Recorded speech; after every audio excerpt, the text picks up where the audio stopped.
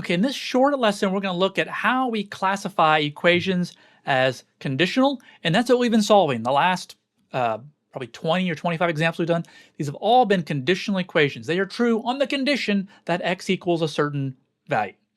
The other two types that we're going to have are an identity, and these are sort of trivial cases, right? Where it's true for every value of x. Really, the left side is exactly the same as the right side, just sort of in disguise usually. And similar for contradictions. It's false for any value of x. There's not a single value of x that would ever give you a true solution.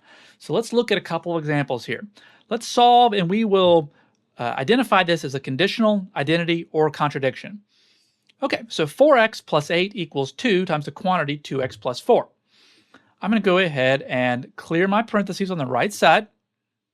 So I'm just going to rewrite my left side, not doing anything to that, equals 4x plus 2 times 4 is 8.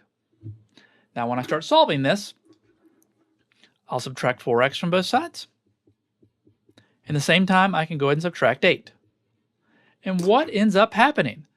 These cancel, these cancel, these cancel, and these cancel. I end up getting 0 equals 0.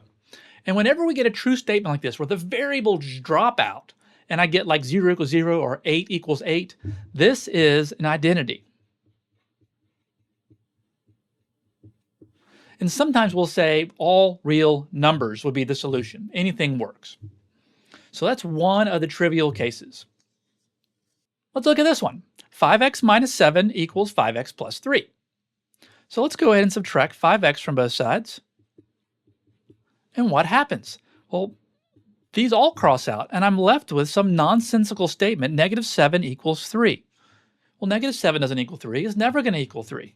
So this is a false statement.